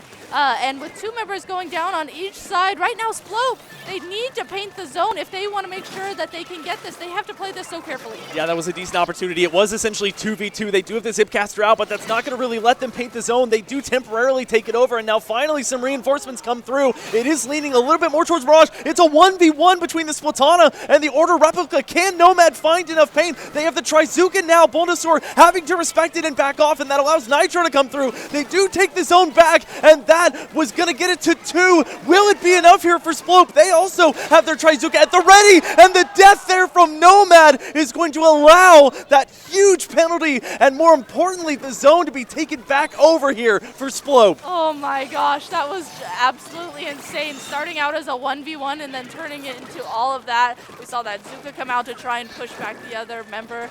Man, that was crazy to watch. Sploap is still in it. They have no penalty points as they are setting up to play defense over the zone. We see Owen here staying back as they tend to do with that Zuka just to make sure that they're safe, getting jump-ins. And right now, Mirage Presence, they're trying to come back in the zone. There's that Reef Slider from Pickles. It is able to insta-cap the zone and give those penalty points over to Sploap. Yeah, that is dangerous, though. 2 specials used on the side of Mirage with essentially nothing going for it. They do have the counter Trizuka, and they were not expecting it, so Nomad gets an important pick. It's just the in-zap left, and that's been the zone taken back over. They've got quite a large penalty to chew through, which means there will be at least one strong fight left from Mirage Presence. We can see there the in-zap already has the Tacticooler up, as well as one on the opposite side of things for Mirage. Nitro holding it down on the zone. They do have the Tacticooler buff, and they've sent a couple of members forward, including Dragalia, to try and find a pick, and they do exactly that on Dragalia. However, they are going to be taken out there by the Trizuka, so maybe enough of an opening here for Mirage to come back. Okay, we see Mirage having to back up here as Sploap is coming into the zone, and Sploap able to cap the zone, take down 3 members on the side of Mirage Presence. It's just Nitro left alive. There's Keith coming around the flank paired with Venusaur's Zipcaster. That has allowed Sploap to push forward. And man, this synergy that they have built throughout this entire set has been really, really fun to watch. They are set up right now. They do have a member go down, but in turn, they're able to take down Nitro on the other team. These two teams so evenly matched, trading blows back and forth, and that includes the beauty of a lob shot there from Keith to get the splat. The penalty entirely ticked away. Pick with the Reef Slider at the availability here. It's a 3v3. They do have to dodge out of the way of Owen's shots there. Owen getting out of the way, and it's a pincer attack that takes down both Owen and Pick. The time is ticking down. Can anyone get back in time? They stopped the push at 4, but it's going to be the lead, and the game taken for Sploap. Sploap coming all the way back from a 3-1 deficit to win this one 4-3 and advance to the silver finals. Oh my gosh, what an amazing comeback throughout the entire set for Sploap, and especially to that last game. It seemed like Mirage Presence was really doing a really good job at holding down the zone and not letting Sploap come in. Finally though, once Sploap was able to get some flanks going and utilize that Zipcaster along with the flanks, I feel like that really, really helped them out, and they were just set up. They handled that very nicely. And credit to Mirage Presence. Like, I do not think that there was the same effect of that Zipcaster for the entire 5 minutes or almost 5 minutes as there was in Game 6. But a very strong performance there from Sploap to come back really at death's door, almost getting all the way to 4 before finally being stopped. It really took not only the trading back and forth of the Trizukas, but also that classic 1v1 engagement that came out just barely in favor of Sploap, gave them enough time to have the resources to put Ink back into the zone. And as a result of that, Sploap is going to be your other silver finalist team. Wow. Okay, so we are going to see Sploap here still on the stage, I'm sure. And I don't remember off the top of my head, what is the other team in silver finals? Do you remember? No, we are going to have to look. I know that, Sploap, it is going to be interesting to see, are they going to have any rust at all, or are they going to use the momentum that they've just got from winning that full best-of-7 series, or is the team that's been well-rested and had a lot of time to sort of watch the match if they've been here, or just sort of be more so chilling or preparing, are they going to have more so the advantage going into silver finals? And in looking at it, it is going to be Sploap, it looks like, taking on Wave 7 in the round 1 portion of silver finals. So should be a very interesting one. I've only gotten to see Wave 7 play once, and the team that defeated them is now in top 4. So both of these teams looking to advance, of course, into the winner, to be the winner, rather, of the silver bracket before we get into top 4 tomorrow. Whew, man, I actually got to watch Wave 7 earlier, and they were doing really, really good as well. So I think this is definitely going to be a fun set to watch. And highlighting too, we started highlighting it there at the beginning of that last game, excuse me, knowing that Sploap is a pickup essentially, but has 2 subs that just were able to hop in here last second and help their team and already be playing like that together. That's amazing. Yeah, it's probably the greatest story so far that we've seen here at Momocon. It's so fun seeing a team that needed 2 players got 2 players and was able to win, all the way being pushed to the brink with those 2 sub players. We have had a couple of really great stories like that. We had somebody who was over in the PC section. We just happened to see that they were playing Splatoon. They were actually playing in Flutie. We were able to get them over and have them be a sub in a previous match. So it was great to see that there are folks around who are playing Splatoon and where needed are able to fill in for the teams that don't have enough players to make their match. Yeah, I even was like, okay, if it comes down to it, if someone has a Switch, because I didn't bring my Switch, I was like, I can play if someone needs it, but I'm glad that there's been people around able to assist and hop in and play. And I think a lot of people maybe came for Smash, and they are Splatoon players, and getting to be like, hey, someone here needs a sub. I have a Switch. I can hop in. I don't know. It's awesome. Yeah, and we've been saying this, I think, all day and all of yesterday, but shout out to Momocon. It's just a gigantic event. The amount of different types of gamers that are here. Just in this room, we have all different sorts of retro consoles, current consoles, PCs, huge setups. I mean, there really is just something for everybody here, and that's just the gaming portion of the convention. There's so much anime-themed things going on. I know there's a like an RPG and a LARPing setup. There are tons of panels, so it's been absolutely great to be able to be here to commentate, to look at these teams, and I'm very interested too in your perspective on the counterpicking side of things, because obviously we went 7 games, we talked about it ad nauseum, but how much do you think it actually impacted the result that we saw here? You know what? As we were watching that set happen, I feel like it didn't necessarily come into play within that last set that we watched, because the games were consistently super, super close no matter what the mode is. So I don't really think it really came down to counter-picking something that you feel more comfortable with, or maybe you think the other team might not play as good on. In this case, it wasn't, I don't know, it just wasn't really a highlight for me like it typically is when you see counter-picks. Yeah, and we have seen teams in this tournament specifically, when they're doing, when they're going to a new map and mode combination, whether it's counter-picking or not, they've changed their entire loadout. Like, all 4 weapons were different. But in this case, it was mainly just like micro adjustments, right? Just 1 or 2 weapons being changed. Maybe you keep the same type of weapon, but you go to a different variant, like we saw there with the mini Splatling going over to the Zimmy for tower control, or even like going between different Splatanas, like the Wiper versus the Stamper, and getting to see how that affects the gameplay and the strategy that you run. So it's not necessary for you to have to swap everything that you're doing, that all 4 players are doing, but just that 1 or 2 player change in their weapons or their play style can really have a big difference. And I think that's part of how Sploap was able, after that tough game 4 that sent them to the brink, really regroup, come back together, and win the next 3 straight. Yeah, I agree with you completely. As soon as they were able to adapt like that, it totally took a turn for them. So we're actually going to be able to watch them move forward and probably do that same thing, adapt there on the fly and figure out how to play against each other. We did get word here that we are going to go ahead and take a quick break, so don't go anywhere. We will be right back for Silver Finals here at Momocon.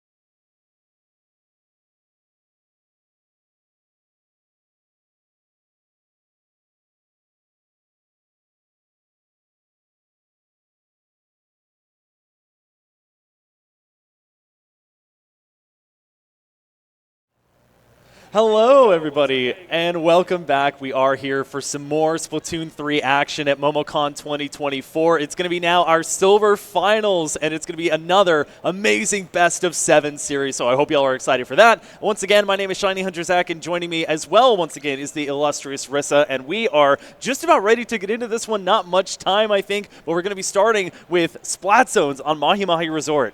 Ooh, Splat Zones Mahi Mahi. This is going to be a good starting point to see how these two teams are going to play around each other, what weapons they're going to be picking. And, I mean, I got to see Wave 7 play.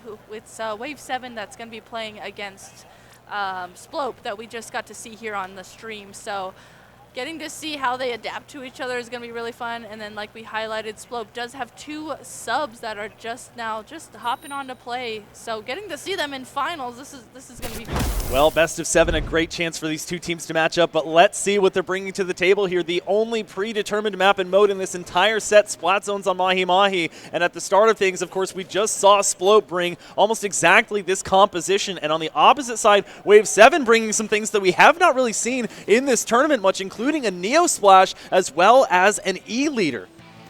And that Junior as well. A lot of different things that we haven't typically seen. And starting out this first game of Silver Finals, the zone initially going over to Wave 7. Scout here tries to run forward and take down those 2 members of Sploap there on the right side, but Sploap, they did a great job backing up, regrouping with each other, using this cooler as well, maybe getting some jump-ins with that so they can play aggressively and use that cooler. Yeah, based on that last 7-game series, Sploap not afraid to play from behind here. Scout unabashedly running forward. They did have the big bubble at the ready, and Keith having to respect it, but a bit of a distraction there as Kay able to sort of take their spot and take out this Splattershot Junior as a result. And you can see Wave 7 pretty well bunched up on the left side of the map here. Scout, the only exception is they're just now coming back from spawn, and despite being spotted out, Kay doing a bit of chip damage, not quite able to find anybody, and in the blink of an eye, Sploap is more than halfway through this zone. Wow, I was trying to figure out how that happened because they took down 3 members of Wave 7, and they essentially just stayed back in the zone, didn't really push forward past that. Members of Wave 7 here dropping into the zone to try and rush forward to cap it, but the defense right now from Sploap is just amazing. Price strikes coming out from Wave 7, and that is actually going to be the key for them to cap the zone at least, so they give those 69 penalty points over to Sploap. Yeah, just barely enough there, but showing a little bit more fight in them now is Wave 7 as they do get a splat. It's going to be Papalova who did get the splat going down now. Taco trying to find somebody and does get the pick there onto Keith, and they have a couple of spotted out targets that are playing behind these thin walls, but it's going to be a barrage of ink in the form of a burst bomb as well as a Trizuka shot that will take them down. Of course, that much range is needed to take down an E-Leader oftentimes, and once again, Sploap working through their penalty, knowing that Wave 7 going to be trying to get over to this tactical as quickly as they can. That does allow them to respawn faster here, but this penalty timer is quickly ticking away.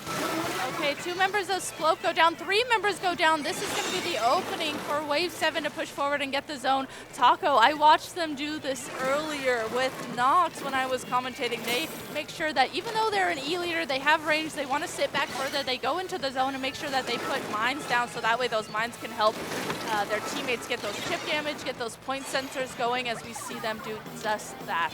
Yeah, on top of just your standard callouts, getting something like an ink mine out there to spot out the enemy players and also do damage, so helpful in these type of situations here. And it's been a very, very nice game from Sploap here, of course, feeling very warm after that last series. Keith getting one there in the form of Taco. That's going to be that anchor player gone, able to dodge out of the way, or at least almost dodge. I think the max range of that wave breaker actually getting to Keith there, and now maybe one last push coming out from Wave 7. It's going to have to be now or never, as on the opposite side of things, the Zipcaster here from Bulnosaur. Again, it was that tripling strike that stopped the zone last time, and the zone just small enough for that to happen again. A big penalty once again given over to Sploap, but more than that, Wave 7 needs to find more answers besides just temporarily capping. Yeah, those tri-strikes have definitely been the point for them that is allowing them to come back in and get the zone. Hopefully if they can get some pain on the board, maybe set up some specials to set their defense up and play around those a little bit better, then they'll be able to keep the zone and get more points on the board. They have no penalty points.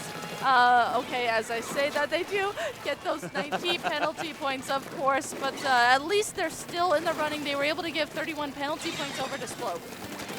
I do, of course, see the vision of Wave 7's composition. They have the E-leader there, and they also have, for example, the Wave Breaker to try and spot things out or looking for something there, but it's not really working in terms of getting as many picks as they potentially need. Or Sploap is just that evasive and waiting now for the jump in. They jumped into the big bubbler, but it was basically a splat awaiting them, and now we're in a very similar situation. 2 down on the side of Wave 7 and less than a minute left to go, but it looks like it's going to end quicker than that unless Wave 7 can build something up this time. No triple ink strike at their disposal, and that will be the full knockout. Sploap taking game 1. Oh man, when I think of E-leader maps, that is definitely one of the maps and mobs that I think of E-leader being utilized. And the way that Sploap was just playing around it, I think it really came down to helping them when they were constantly painting the map. Not only did the paint on the map help them, but being able to constantly paint the map allowed them to constantly have those Zookas ready. And that Zooka is definitely a key to stopping a long-range weapon like that E-leader. So, I mean, they set up their defense really nicely along with that. Yeah, to kind of continue on that point, it's a cycle. It needs that synergy where the players that paint need to provide opportunity for the Trizuka players to get in and make use of their special, while also, you know, when you're locked in that special, we saw this with Pick Pickles playing before, where if a player that's in the middle of their Trizuka, they can't exactly swap back to their main weapon or any other real weapon for that matter. They just are stuck with that, so they either have to expend one of their only 3 shots to paint at their feet, or they need to be close enough to someone or in a good enough position to where they can fire off that shot and be able to get picks without having to worry about getting stuck and not being able to run away from something like a reef slider. Of course, in this last game, didn't have to worry about a reef slider, but you never know how the tides are going to change, and now that brings in the point of counterpicking, to which this will be Wave 7's first opportunity in this set to pick the map and the mode. So we've highlighted previously how, you know, a counter pick, it's always interesting if it's going to be something that you want to play that's going to utilize a specific weapon or play style that your team has, or do you want to counter what the other team is doing when it comes to a counter pick. Right now, you know, this is going to be the first counter pick we're seeing. We saw how both of the teams played in that first match, and you know, initially my brain goes to, okay, we want to pick something where our E-leader player can get set up and play good and safely, but it's going to be hard if there's a Zipcaster coming at you, if there's a Zooka coming at you. You know, trying to figure out how to counterpick that for an E-leader, I feel like is a little bit difficult. Yeah, what do you pick? There's no Wahoo World in this rotation, or in this map pool, rather. There's no Moray Towers or anything that you can select from. So what does that actually leave you with? So you're either going to have to change your ideology there and go with a different strategy, maybe a shorter range charger, a different anchor weapon if you want to go something more mainstream like the pencil, the heavy edit that we've seen a lot of this tournament, or you stick with it and pick something that's going to lend itself to that advantage. Tower control could be one natural one, I think, because you can hide behind the pole that's in the middle of the tower. You do have some natural body blocking there that can be done, and that allows the rest of your team to push forward. Of the available tower control maps that are there, Manta Maria, of course, is a long map, but there are a lot of sort of tight hallways that might make it difficult for them to see, and Shipshape and Marlin are the other ones I might think of. It will, in fact, be tower control, and we are going to, let's see if we actually do see the E-leader come back out again. For Sploap, of course, it's going to be the same composition. It's been working for them. They have the Splatana Stamper again, and no E-leader this time around. It will be another very popular weapon in this tournament, and that's going to be the Range Blaster.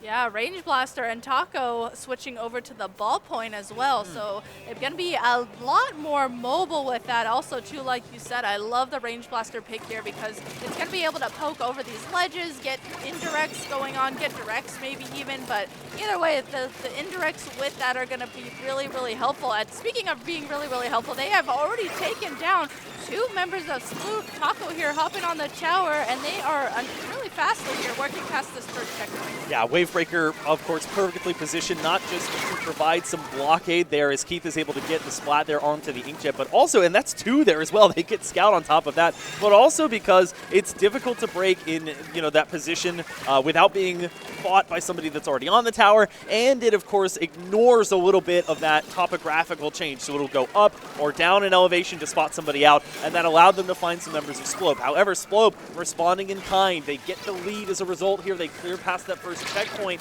and they are also able to position that on the tower, that tactical, as well as forcing a full wipeout. Owen building up the Trizuka as well. Multiple jump-ins coming through. It looks like it might be a relatively safe checkpoint 2 here for Sploap. Strikes coming out from the side of Wave 7. Did a little bit of stalling there for the tower. That was really, really good stalling, but they need to figure out how to play around those and rush through those tri-strikes, but they are continuing to go down as Sploap here is at this last checkpoint, is very quickly going through it. So let's see what they do with this. Of course, they have their NZAP player this time on the tower to make sure that it's moving. Of course, those suction bombs have been devastating as well, so they have to respect them and move back a little bit. Of course, because they're essentially in the spawn area of Wave 7, they do back off, but a gigantic lead of 6. If Sploap wants to, or if they're going to lose that lead, it would require Wave 7 to get all the way into a full knockout. But before that, they have to worry about not only the jump-ins that are coming through, but the 3-down situation that was forced. Wave 7 with no specials at the ready. You would think the range blaster might be able to affect change here and keep folks off the tower, and they have to a degree, but K jumping on gets them to 1 and just barely squeaks it out at the end there. There were multiple members of Wave 7 trying to clamber back on top of that tower to prevent that from happening, but instead, a full knockout and another game victory for Sploap. What this storyline has been really, really fun to watch. I mean, being a team that has 2 subs on it, their synergy that we've been getting to see them watch here firsthand. And I think, too, something to highlight when we were going into this set, whether you're the team that is sitting and waiting to play in finals, or you're the team that has just played and is already warmed up, you have that team synergy going, your hands are warmed up, you know, you're feeling comfortable with the weapons that you're playing. I feel like that might be coming into play here. Yeah, there is sort of the factor of, okay, do we want to fully go over to what the meta might call for, or are we just going to go with what we know and what we're familiar with? And I have a feeling it's more of the latter to an extent. Of course, they know that Tactical is very good. They know that Trizuka is very good, so they're going to be bringing those things with them. But, you know, not often we see big bubblers coming out. It's not too often anymore that we see Inkjets come out. They do still roam from time to time, but they've gone through a lot of balance changes to rein them in. Also, part of the reason why we don't see something like missiles anymore is because it had to go through a lot of balance changes, and it's not on that many weapons, which I think is also great to begin with. But now another chance here for Wave 7 to do some counterpicking. We've seen Splat Zones, we've seen TC. Do we now go to Rainmaker or Clam Blitz? And what is the playstyle going to look like? How do they counter that sort of triple shooter plus Splatana playstyle that Sploap has been running? I know. I really liked the vision that we saw from that last game, switching over from E-leader over to ballpoint, because when you think about it, if you're a ballpoint, you're able to step back and utilize the range of your ballpoint to take down those shorter range weapons. I really like the idea of that. So if they can make that work, play around that ballpoint weapon and utilize that, I feel like they can definitely make things happen. They just have to take a breath and figure out, okay, how can we figure out how to play around each other? How do we just take our time and just make sure that we're countering the aggression that Sploap has coming at us? Yeah, I think aside from maybe blasters and shooters, Splatlings have seen a fair bit of play in this tournament after those two. We've seen, of course, the Heavy Edit. We've seen the Nautilus come out. We've seen both variants now of the Mini Splatling and the Ballpoint as well that you were just mentioning. So we are going to go to Clam Blitz this time and a return to Momocon for Game 3 here as Wave 7 looks to find some ground. Sploap, of course, not changing off of this composition that's worked so well for them. And it is going to be Taco going back to the E-leader here. So we are going to see them make use of what is one of the better sightlines in Splatoon 3 for that weapon. To support them is going to be the other type of Splatana. It's going to be the Splatana Wiper, joined with the tactical weapon in the Tri-Navo, and they are going to have that big bubbler once again with the Junior. Okay, a really, really good start here for Wave 7, able to take down 2 members initially of Sploap and take over mid really quickly. Oh, Puplover there tried to follow up the picks that they were able to get 2, but it looks like Sploap K here was just on top of that. Now the map has quickly switched over to being orange Really, really good drop down though from Flemmis. That's exactly what the Tri-Slosher wants to be doing here. And the basket has opened up for Sploap. They're going to get a few clams in. It looks like Bulbasaur is there, sharking there on the right, able to get a couple more clams in too. Yeah, I was surprised. Taco was basically staring down the barrel at them, and they were still able to get those 3 clams in. So must have done a good job of just moving enough for strafing to the point where it wasn't worth it to expend that shot, or maybe they didn't have enough time to charge. And Bulbasaur now pushing forward, of course, with the Zipcaster, looking to see if they can find any picks. The E-leader is now gone. K able to get out of the way there and maintain the progress that they've built up on the tactic cooler. And Sploap has just done such a great job of maintaining map control, mid control, and just a constant presence there. They had enough time through all of that chaos to not only build up another power clam, but build up specials like that one, including the double, essentially a collateral on Poplova and Scout there. So while they're backing off to find more clams, the rest of their team making sure this barricade stays open for as long as possible. They are. They're just making sure that they're funneling clams in. Keith there had a couple there, is at least able to throw in 1 clam. That is going to allow the basket to be opened up even further. And Owen there scores in another clam. I don't know if they're going to be able to, you can see they're gathering clams. They're up at the top left of the screen. 6 clams at the ready for Sploap. No, I don't know if they're going to be able to get to the basket to get them in, and it doesn't look like they will. The basket goes ahead and closes.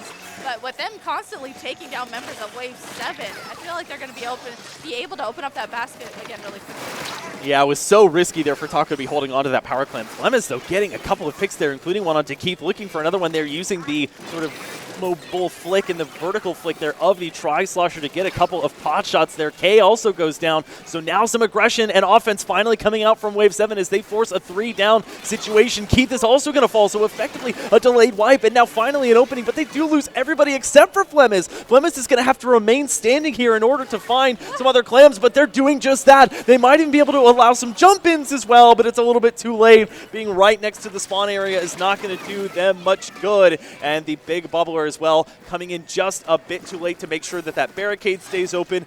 Nice start, though, from a Wave 17 that was looking for any progress. Yeah, Flem is doing a great job at leading that charge there for Wave 7. That's exactly what I want to see a Tri-Slosher doing here, is utilizing the ledges that this map has. That is exactly how you want to take fights here and get those picks that you need. Really quickly, though, Sploap here taking mid very, very quickly. Oh, and they're holding that ball. Does go down to a splat bomb, but their teammate is right there to grab the ball again, and you can see they're getting set up for a push. They use that cooler. They're getting jump-ins as well, and if there's so many clams on the map right now, they can definitely get a really big push in. Yeah, that's what I was thinking too. A strategy that we've seen employed multiple times here is you hold on to that power clam while the rest of your team gathers enough to form a second power clam. Maybe not immediately, but have somebody hold on to 6 or 7 so that when you jump in to the person that pops the barricade, you can throw that second power clam in immediately. They've dumped quite a few now. It's a trade there between Keith and Scout, and this is, however, better for Sploap. They're also going to get that barricade broken, but even if they did not, they're eating through time. One power clam would get them very close there, and Owen trying to make it happen, at least with the few clams that are spread around. The penalty is now no more. Scout is now no more. A 2v2 situation here is Owen, instead of putting that last clam in, going to try and pop out the Trizuka, and it pays off in waves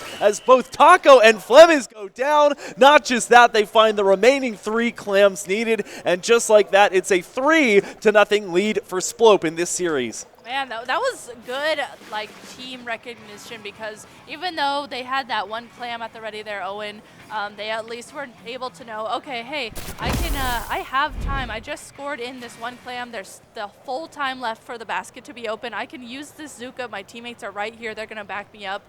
And just being able to recognize that is really good. Sometimes it's like, okay, I need to throw in the clams that I have because there's really no time to, but using that Zuka is going to slow down the other team, which we saw happen there, and then their teammates followed up behind that, opened up the basket, and completely KO'd it. Yeah, to your point, I mean, we're spoiled with the vision that we have as casters to be able to look sort of over the arena and get the full picture. The teams don't have that, so they're kind of, if you're on the defending side, scrambling to look for the remaining members of the team that popped the barricade and sort of using that to their advantage. Owen backs off, uses the Trizuka, is able to get one and then a second that are just sitting under or next to the basket, and that helps them to cement the knockout there on Clam Blitz. So I think all that we have left to go to as far far as the modes are concerned is Rainmaker, as far as ones that have not been played yet. So should be really interesting to see whether Rainmaker changes anything as far as whether Wave 7 is able to find a foothold here. They've tried the E-Leader in now 2 out of these 3 games. I don't know if you bring it back for Rainmaker. Depends maybe on the map. If you have long enough sightlines, I can think of maybe like Undertow as something where you're given kind of a perch, or also, you know, that kind of middle area that's elevated up to kind of sit behind and maybe get pot shots out. But otherwise, maybe you go to something shorter range that can have a bit more offense from that sort of mid to short range distance. Yeah, the same thing I think too. That's the only Rainmaker map that I can really think where they would be able to utilize that E-Leader. Other than that, you know, I don't know if they play Pencil, but Pencil is very good for Rainmaker if you're a more anchor player because it does utilize the mobility that it has. But we have also seen them switch over to Ballpoint. So if they're maybe able to play Ballpoint for Rainmaker, I think that'll be good for them. They're going to be a lot more mobile. They're going to have that inkjet that's going to help them push in if they need to. They just have to make sure. I think the one thing that's really stopping them might be just Sploap is constantly painting the map, so that is allowing them to constantly have specials since they're constantly painting the map, and that's making it very difficult for Wave 7 to counter, because if there's constantly specials coming at you, you can't really get in because the map is the other team's color. It can be really difficult. Yeah, it's second nature to them. It's second nature to the game. It really is just something you inherently need to learn when you're starting out, and especially for tactical or double tactical or compositions, it is important that the right folks even get to ink those territories first before others that may not rely so heavily on their special. And we've had that discussion of, okay, some weapons could just be a sub and a special, not even the main weapon, like the splatter shot. It does have a very good time to kill, but it's also used a lot for the sub and special that it has. Other weapons, you know, we've seen things like the Tetra have its day. We've seen other weapons that have had maybe mediocre or not as often used specials, but the main weapon is just that good. And, you know, the E-Leader kind of in a weird spot right now. It's not exactly in a great place in terms of being able to get open. There's a lot of counterplay to it. Of course, Trizuka is in the meta right now, and that has the distance to contend with something like an E-Leader unless you are protected or very well out of range. And even then, the radius of the explosion to get that at least 50 damage indirect shot is so great that if you have a general idea of where they are, it can be very tough to hide as a Charger player of any kind. Yeah, that Zuka, I mean, it's so detrimental to multiple weapons, especially like you highlighted if you're an E-Leader. And even too, if you're a Ballpoint, you're sitting more back utilizing the longer range that the Ballpoint does have. That Zuka, again, is going to still be coming at you, still be targeting you because the Zuka knows that it can utilize its range to poke at that anchor player. So as we go into this game 4, actually going to Splat Zones on Hagglefish Market. Oh, wait a minute. We have one player not in the lobby. Yeah, we have just 3 for Sploap. Well, we may have to see if this is going to require another match to be played. And yes, it does look like the members of Sploap are just going to sit around and wait for this to either be manually ended, which it is by Owen, or for it to be just ended in the form of a knockout. So as we get ready, it did look like we are going to be going back to zones, though, on Hagglefish. That is kind of a Final Destination style map and mode for Splatoon. It is one that gets returned back to very often in competitive play or in a tournament setting. And thinking about, you know, what could be an advantage for Wave 7 in this game, really the sort of neutrality of this map could allow itself to where maybe they're not getting gimmicked or anything by any of the weapons that Sploap is bringing to the table. Maybe they don't get hit as hard by the Zipcaster, for example. That's been very difficult to deal with. I think it's one of those specials where the players that know how to play it are very, very adept at it, know the high ground spots and the sort of cheeky angles they can get to make it work, and so it's that much more difficult to contend with, which is why we bring it up as something that Wave 7 needs to address. Yeah, definitely. I mean, those Zipcaster users, they know how to utilize it on any map and mode, and so you can't really, it's not something you can necessarily really counterpick. I also would like to see that junior bubble be utilized here, because if they're able to use that bubble at the perfect time, maybe that can help slow down that Zipcaster. Maybe that can help slow down that Zuka as well. So let's see how it goes. We are also importantly seeing an orange NZAP, the NZAP 89 with the Super Chump and Auto Bomb, and they're going to be running that Ninja Squid ability, so they're going to try and be as sneaky as possible. Not only that, they're running Drop Roller, which is pretty interesting. There have been a fair bit of kills right off of, as we see a max range kill there by Bonosaur, but kills that are, or splats rather, that are related to somebody landing within a range, a close enough range where they can be spotted out despite using Stealth Jump. So maybe they're saying, okay, we're going to try Drop Roller instead, and maybe give myself a bit more survivability along with the unexpected nature of Ninja Squid so that they can get up that Super Chump faster. Up here, initially being the team to take the zone. Finally, though, oh, perfect. There's that bubble that I was mentioning. That bubble comes in from Wave 7 from that junior and is able to help them cap the zone. That acted as a really nice barrier for the rest of the team to follow through and stay safe as they push forward to get the zone. Scout here tries to push up and act very aggressively, is called out, though, but at least for Wave 7, they were able to cap the zone and get some points on the board. Yeah, I'm genuinely surprised among junior players just how aggressive they get with their weapon. It's not something that you would inherently think, okay, I'm just going to be super aggressive with this, but you kind of have to because of the shot deviation and how little range it has, but they're not just using it for utility. They genuinely are using it to try and get splats on the enemy team, and the Super Jump is going to come out to try and help Wave 7 take the lead here. Papalova dodging around and also having the boost of that Tactical Lure. You can see both teams have the burst right now, or that buff from the Tactical Lure, and the Autobomb going off to make sure that it stays painted. So great regrouping here. They are going to have to make sure that a Trizuka, like the one the Hero Shot just built up, is not going to find them. But for now, they are going to get the lead despite going down a couple of members. Yeah, for them at least they got the lead there. You can see Pup Nova and Scout here trying to hold down the fort. They are both going to get called out. Those Scout just running for their life as fast as they can back to their side of the map. But at least, okay, at least for them, I was going to say they got the lead, but the lead here has quickly swapped over to Sploap's side of the map, and Sploap once again set up for defense. They have that cooler out. They're set up to play aggressively.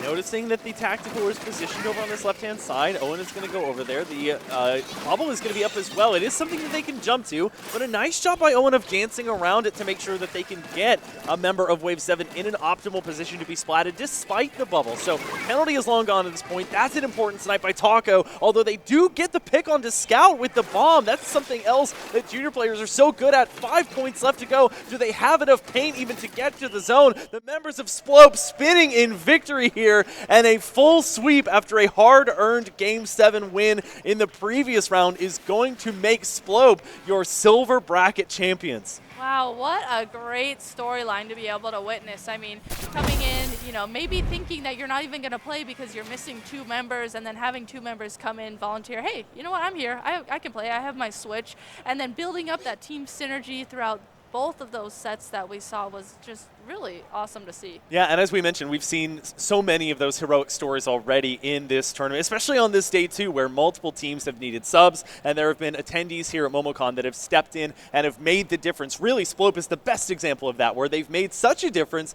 that they were able to take this silver bracket by storm and take out 2 incredibly impressive teams in consecutive matches, not really getting any sort of rest or reprieve going into that final set that we just saw, but looking as dominant as ever doing so, and really settled into, after kind of going back and forth and being down 3-1 against Mirage, really finding out the composition that works best for them. They tried a few things. They tried the 2 different Splatanas between the Wiper and the Stamper. They tried a quad shot composition versus not bringing that in, and ultimately settled on this triple shot plus the Splatana Stamper that really caught Wave 7 by surprise, and throughout all 4 games, I think, made it so difficult for them to get anything done. And no, definitely shout out to Wave 7 there too, because we were seeing them try to adapt throughout all those games. You could see they were switching their weapons. No matter what the map and mode was, they were just trying to adapt and figure out what they needed to do against that team. So shout out to them. They got 2nd place in the silver bracket. Definitely no easy feat there.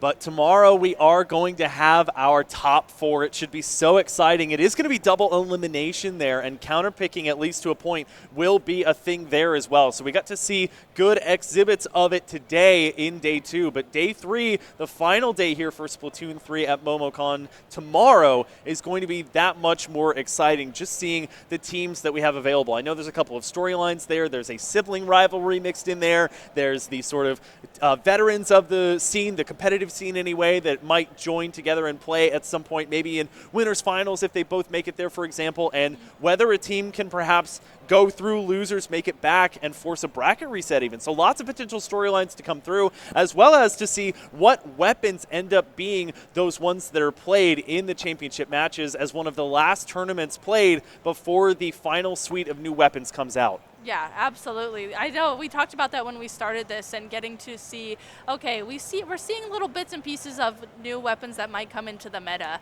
but now this is going to be one of the last tournaments where we actually see this old meta. Are things going to shift moving forward? Are we going to be able to witness that?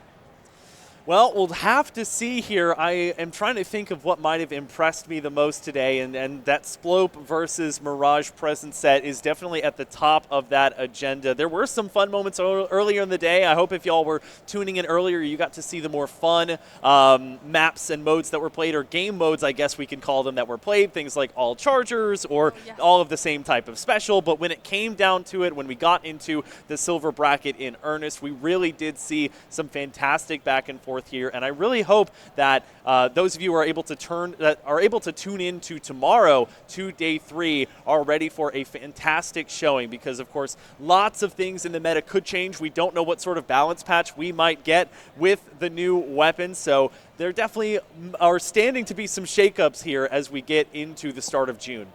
So tomorrow is going to be starting at, I believe it is 2 p.m.? Right, that's correct. Yes, starting at 2 p.m. EST, and we are going to be actually signing off for the evening, I believe. Zach, do you have any final words before we sign off? No, I think that's all I wanted to cover. I want to thank everybody who's here at Momocon, especially for watching and checking out this Splatoon action, and everybody at home, of course. Tell your friends about it. Make sure that they are here for the day 3 action, running from approximately 2 p.m. Eastern to around 6 p.m. Eastern tomorrow. Rissa, that's all I got. Perfect. Well, then that's going to be it from us for Momocon Day 2 Splatoon. We will see you here tomorrow at 2 p.m. EST.